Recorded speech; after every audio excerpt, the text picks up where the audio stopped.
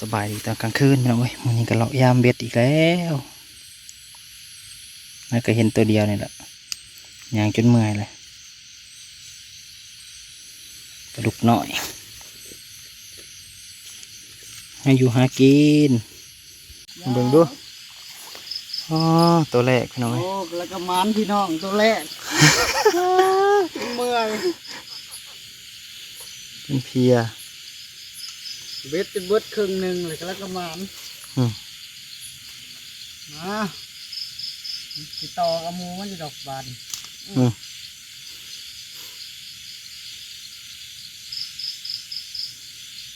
โอ้ยที่เหมือนยังลีลา นี่เลยพี่น้องเว้ยอ้าวเก็บไปนี่ก็เก็บเบ็ดเก่าเท่านี้แหละบุทันเอาขึ้นมาเอาบุทันมาก่อนของหัวหน้าพี่น้องเอ้ยหัวหน้าเบ็ดถือปลาตะเพียนนอนงับอยู่นี่เฮ้อมึงดูนี่ลากขึ้นมาปะโถมาได้จะที่ไหนน้ำบกปลาน้ำบกปลาถือเสยมันเสยจ้ะโอ้เมื่อน้ำมันลงไว้ก็สิพอได้เล็บอยู่ดอกน้ำมันลงก่อนมันลงไว้โพดชั่วโมงเดียวขึ้นไปกินข้าวชั่วโมงเดียวกลับลงมาเบิดแล้วน้ำบ่เหลือวาบลงโอ้ยเบิดเลยเก็บไปเนี่ยพี่น้องเอาหัวหน้าถืออยู่แล้วมาอีกแล้วปลาตะเพียนก็คืนเลิกกะลิบบานโอ้ดีใส่ดีเจ้าปลาเลิกเรียบร้อยมาขาด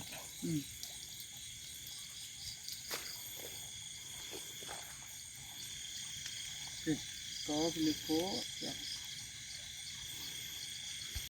ง่ายเรียบร้อยจ้ะเสยลอยโคน้ำบกปลาเป็นเลยแล้วนะเห็นบ่แน่นอนเจ็บบวบเลยเป็นอะไรตียอกเดี๋ยวเดี๋ยวไปเบิ่งดูฮะแม่นอยู่บ่นี่นะมีสองสามหลังนะใส่ไว้มาถึงจังหลังเด็กสามหลังดอกดินกำลังขึ้นท่านคอยตีลอยโขกเบิดแทน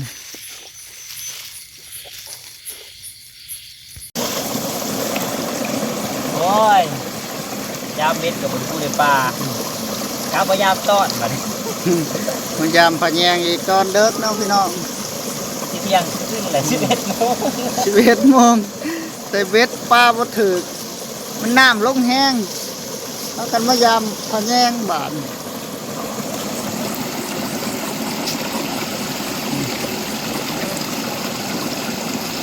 น้ำฮักกระลงเว้นมีลงมาใกล้บ่ได้โอ้ปลาใหญ่ไปเบิดเลยเนาะปลาใหญ่เนี่ยไปเบิดแล้วออกข่างเบิดแล้ว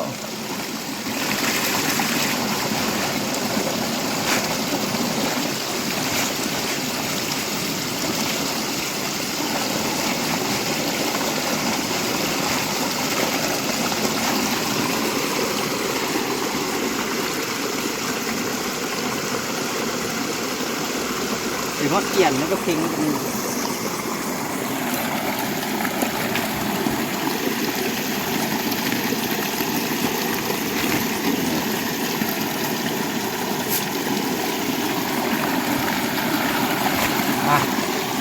นี่ย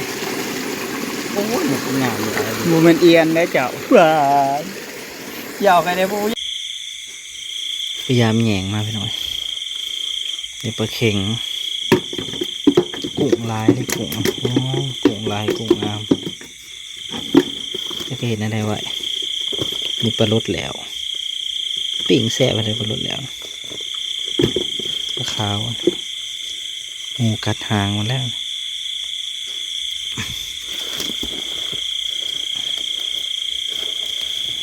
ปลาเข็งไม่เอียนกุ้งก็มีอยู่เด็กละสิเที่ยงคืนมันยังบ่ได้เลือกดอก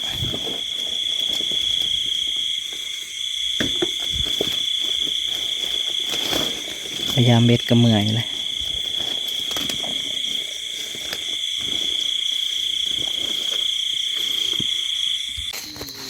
สบายดียามเช้าพี่น้องเอ้ยมากูเบ็ดเมื่อบานเมื่อคืนนี่ยับเบ็ดลงน้ำก็พอแห้งถึงแล้วอ๋อดินทางกะลิหุบ ใช่โอ้ยถือกี่ทึ่งดินอยู่ทึ่งโคกเฮ้ยล้างนี่ก็ถือคือกัน มาแล้วพี่น้องมาแล้ว นี่ล้างนี่ก็ถือ ทั้งนี้ก็ถึกมาเป็นซองเลย เห็นแต่ปากปลายังไงตะเพียนบ่ ตะเพียนเนาะเนี่ยตามหลังได้2 โตพี่น้อง คือแล้วนะตะบิดนะ เปิดตาดแล้วมันคือล้นโอ้ก็ปลูกกัดหาง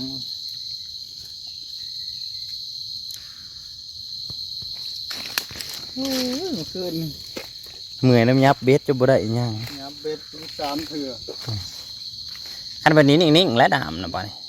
บ่ยับก็ได้แล้วบัดดูแต่ยาน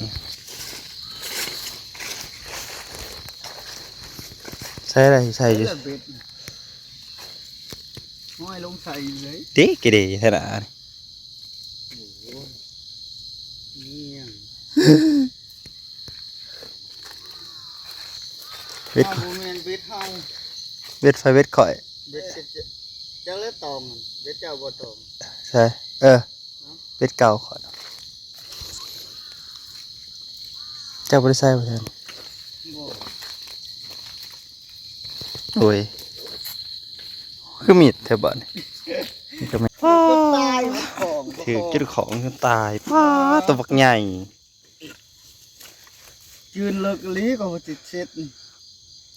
ป้า บ่เห็นเลย จำเลย บ่ได้ เบ็ดแล้วแทงเข้าไป บ่เห็นหมากมันเด็กเลยคืนเลิก ก็เป็นปลาดุกกัดรูดอันนี้เป็นปลาคอสิ ตะกอนคืนเลิกดิ มันคือน้ำยังถ่วมอยู่คืออะไรปักใหญ่เขายังไม่เห็นจักโตกันน้องยามเบ็ดมา3 แต้มแล้วเพื่อนปักใหญ่เลย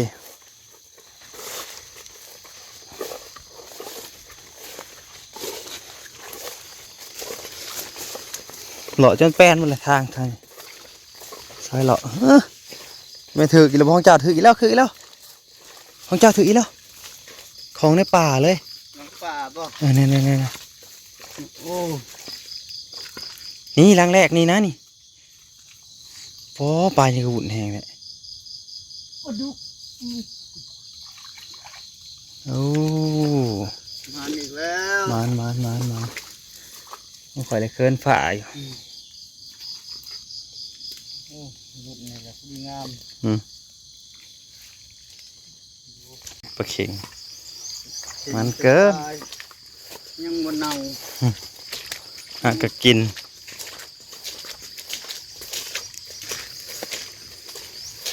สิเบ็ดไปตาถือแค่นี้เนาะนี่ปลาเข็งกิน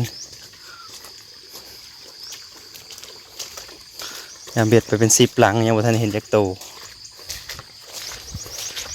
มันอะไรหลายโตล่ะของอึกกระถึกอยู่ของเพื่อนตะเวนขึ้นแล้วพวกให้ก็เห็นตะเวน เมื่อเพื่อนเน่า วีบเลยแล้วห้องเพื่อนที่น้อง มันอีกแล้ว เซียนเบ็ดได้ปลาคอย าได้คือดินแห้งแท้ โอ้ปลาคอตัวระดับเลยได้ปลาคอก็ได้ถือกระทึกตัวระดับแค่มันทำน้อย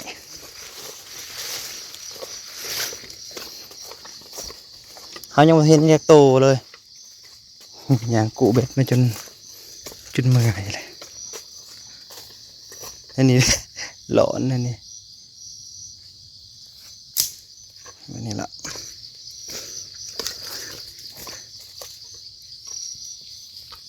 แสงแรกพี่น้องเอ้ยแสงแรกขึ้นแล้วแสงแรกขึ้นแล้วตะเวนขึ้นละยามปูยามปลายังไม่ได้จักโตหรอกเม็ดจะเบิดเป็นกำแล้วมันซาวลางอะไรยังไม่ทันเห็นยังมิตรลูดมันใส่ตามหญ้าเด็มันเลยจะลูดโอ้เขาก็จะซุกเลยท่านี้เลยลุ่นไปเท่าไรเฉพาะได้ปนเอ้ายังเงาๆอยู่ดอกเดี๋ยวมาน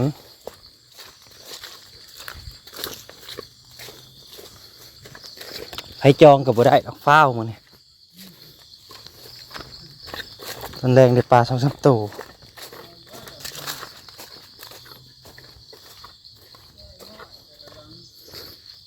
เงียบเปิดมาเบิ่ง ป้าน่ะ อ๋อ โคตรอยู่ ถึกเสยเยอะ น้ำแห้งมาอีกแล้วเดี๋ยวเพิ่นนอนโคตรถ่า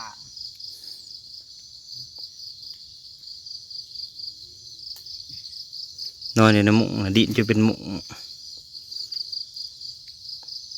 จะอยู่จะ ยับตัวจำแล้วเขายังไปจำเลย เด็กขัวมันลงโหลด จำเลยเหรอ ต้อง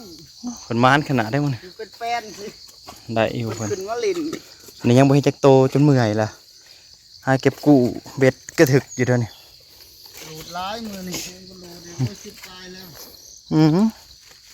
หลุดเกิน นี่เบ็ดใหม่นี่เบ็ดเก่าเก็บมันได้อีกแล้วบ่ได้จักโตไอ้รูปแห้งเหงาเลยปิดฤดูกาลพี่น้องเอ้ยปิดฤดูกาลแบบแสบขนาดเมื่อคืนนี่ตีมันเหมือนน้ำใหญ่เบ็ดนะมือไงแห้งใหญ่เบ็ดเดี๋ยวป๊อดเดี๋ยวจะเบ็ดเนี่ยเก็บเบ็ดเมื่อไหร่ถือว่าจบแล้วฝนตกก็เที่ยวบูมาแล้ววันนี้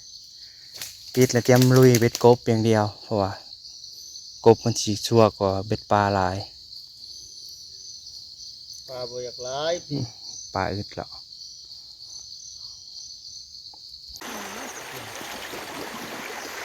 สรุปพี่น้องเอ้ยสรุปเฮาเหงาฟรีเมื่อยฟรีมื้อนี้เพิ่นได้อยู่ได้เพิ่นมานนี่เด้อผู้เพิ่นเอามานอยู่แต่เฮาน่ะบ่มานบ่ต้องเบิ่งเด้อของเฮานะมันว่ามันว่างเปล่าปองเปล่าๆเลยเป็ดปักละลายนี่เก็บเมื่อ บ่ขึ้นเลยเนาะ ขึ้นช้างเบิ่งเตรียมขึ้นช้างแล้วเก็บแล้วเบ็ดไว้ลุยเบ็ดกบต่อแดดอีก2-3 มื้อ